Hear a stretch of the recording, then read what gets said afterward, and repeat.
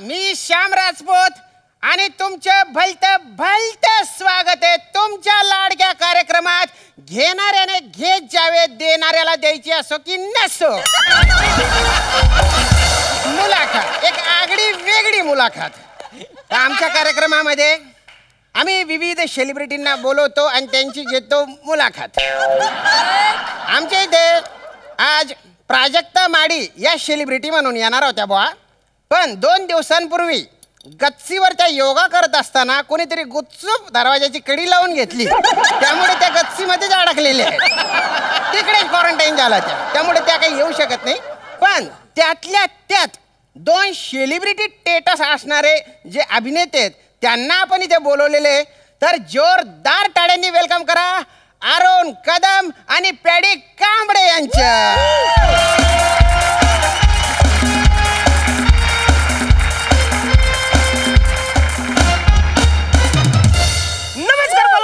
सगळ्यांचा लाडका दादूस comedy star, comedy king, थोर समजून अरुण कदम। आणि नमस्कार, मी तुमच्या सगळ्यांचा लाडका फक्त पॅडी। आणि हे सगळ्यांचे लाडके कायमच लाडके राहावेत म्हणून झटणारा, त्यांच्याकडून पाठांतर करून घेणारा, तालीम करून घेणारा, पण तरीही विरक्त विभक्त कुठल्याही मोह मायाच्या जंजाळात न अडकणारा मी एक सामान्य नट श्याम राजपूत। अरे वासाऱ्या, आवर काय तू स्वतःला अंडरपॅड करून घेतस? अंडरपॅड नाही, अंडर एस्टिमेट असतं ते। आणि उगीच्या चुकीच्या इंग्रजी बोलून पंचनाका काढत जाऊ। हा काय कोणी हसत नाही बऱ्याचदा। आणि नंतर मला पेलवावं लागेल ते। बठा बठा तुम्ही तुम्ही तिथे बसा, तुम्ही इकडे बठा। इकडे इकडे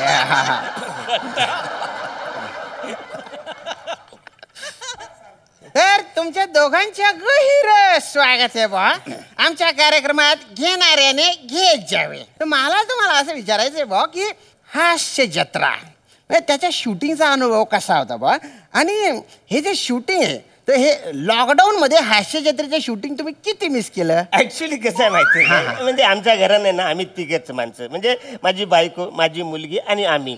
म्हणजे तुम्हाला सांगतो ना, आम्ही आहे ना सकाळी 9 वाजता उठतो, पण माझी बायको सकाळी 7 वाजता उठून सगळं काम करते। म्हणजे भांडी घासण्यापासून तुम्हाला सांगतो, जेवण बनवण्यापासून, म्हणजे अवरी कामं असतात ना बायकांना। म्हणजे माझ्या बायकोला आहे ना मला थँक्स बोलायची जाम इच्छा आहे। खरं तर मी अख्ख्या जगातल्या बायकांना मला थँक्स बोलायचं आहे। तर मी ऍक्च्युली 2 मिनिटं शांत उभं राहून, तुम्ही नाही पर्सनल मी माझ्या बायकोला बोलणार।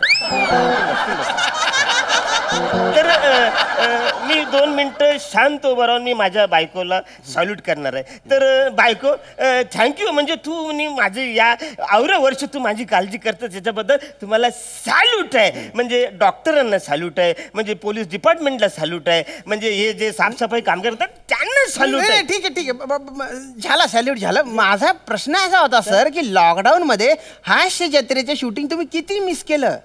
आता लॉकडाऊन बद्दल मी काय बोलणार? मी बोलतो लॉकडाऊन मध्ये तुम्हाला सांगतो, म्हणजे हास्य जत्रा खूप मिस केली आम्ही। सगळेच आमचे जे को-आर्टिस्ट आहेत, म्हणजे समीर आहे, विशाखा, प्रसाद, नम्या। लॉकडाऊनचं कसं झालं काय? लॉकडाऊन आहे का आपल्या म्हणजे केवळ आपल्याच देशात नव्हता, तो अख्ख्या जगावर लॉकडाऊन झाला होता। अमेरिकेने काय केलं म्हणजे फारच निष्काळजीपणा केला, पण त्यांनी काळजीच घेतली नाही। ट्रम्प तात्याला मला समजून सांगायचं, बसं तू अशी फालतूगिरी कशाला करतस? अरे तू आपल्या देशामध्ये गर्दी तर केलीस, पण इकडे येऊन पण गर्दी केलीस ना, त्याच्यामुळे मी निषेध करतो। नाही सर, पण हास्य जत्रेचे शूटिंग तुम्ही किती मिस केलं लॉकडाऊन मध्ये? हा बरोबर आहे, म्हणजे ब्राझीलचं कसं झालं हास्य जत्रेच्या शूटिंगचं सांगा ना तुम्ही। अरे मी तेच मुद्द्यावरच येतोय। ब्राझीलचं कसं झालं की ते न्यूझीलंड सारखं त्यांनी करायला पाहिजे होतं, पण त्यांचं चुकलं, ते इटली सारखं करायला गेले। आणि तुम्हाला सांगतो, आमच्या सोसायटीमध्ये इटलीवाल्याला सुद्धा परमिशन नाही। जास्त ते पी पी फालतूगिरी चालणार नाही। प्रत्येकाच्या घरी आम्ही सॅनिटरी इन्स्पेक्टर दिलेला आहे। सॅनिटायझर हा तेच ते, प्रत्येकाच्या घरी आम्ही सॅनिटरी ते दिलेला आहे। प्रत्येकाने स्वतःची काळजी घेतली पाहिजे। जो माणूस स्वतःची काळजी घेणार नाही तो डायरेक्ट व्हेंटिलेटरवर जाईल। तुम्हाला माहिती आहे आजच्या तारखेला आफ्रिकेमध्ये व्हेंटिलेटरचा कवरा तुटवडा आहे। का हो दादा, हो दादा, तुम्ही अख्खं जग फिरून आले हो, पण हास्य जत्रेच्या शूटिंग किती मिस केलं ते काही तुम्ही सांगितलं नाही गड्या.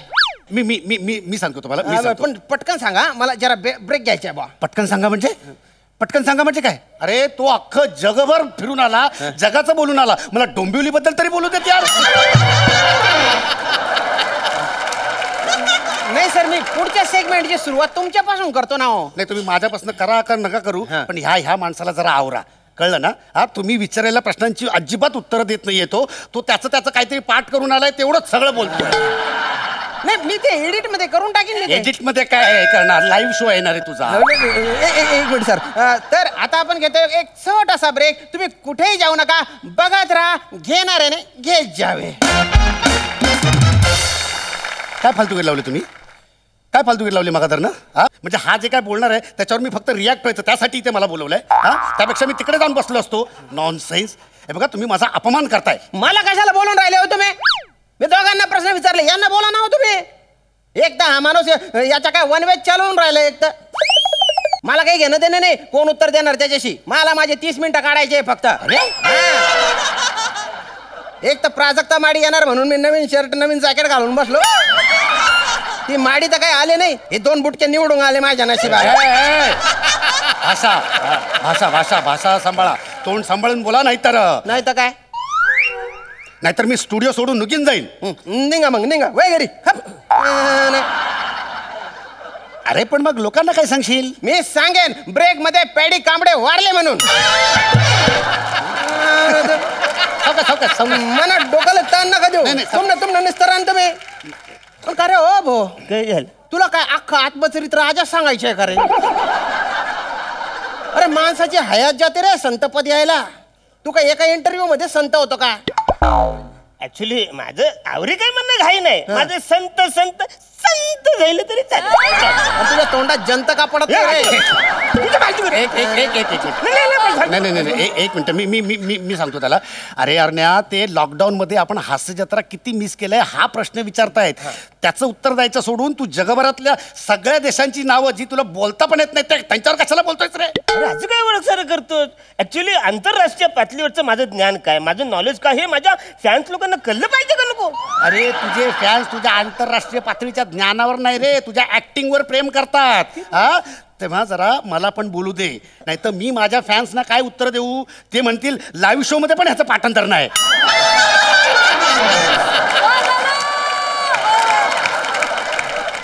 I am sorry. तर ब्रेक नंतर तुमच्या गहिरे स्वागत आहे बा घेणाऱ्याने घेत जावे मध्ये.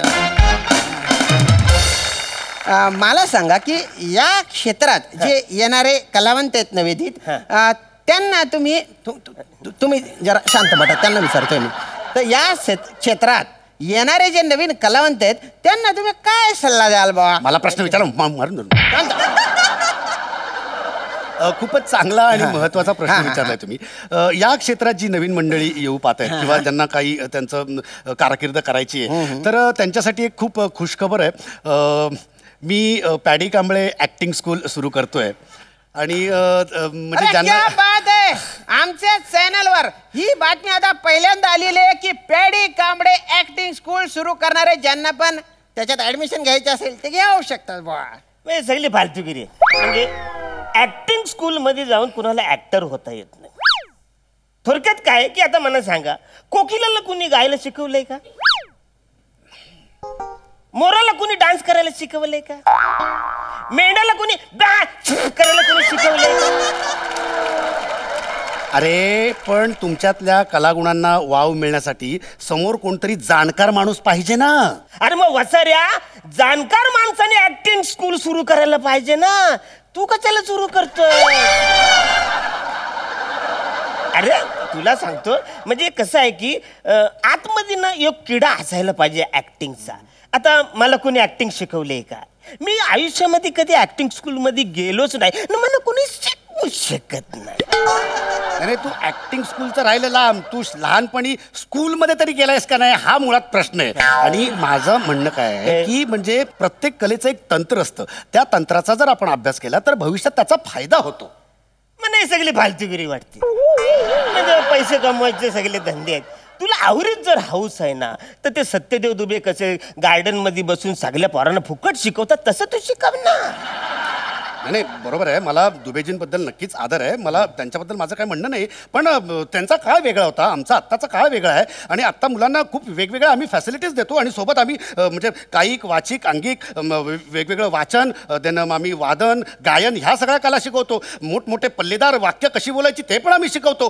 राज्याच्या चारही सीमांवर आपापल्या बलाढ्य सेनेसह कल्लोळत गर्दत चाल करून येणाऱ्या 4 चक्रधारी सम्राटांच्या चतुरंग सेनेचा चक्काचूर करण्याची अभेद्य शक्ती आमच्या मनगटात असताना आमच्या साम्राज्यातल्या राजधानीच्या राजवाड्यातील एकटे असलेल्या एका मंचकाच्या टोकावर बसलेल्या आमच्या महाराणी सरकारांच्या हृदय सागराच्या तळाशी असलेल्या एका रुसव्याचा एक साधा शिंपला मला उघडता येऊ नये.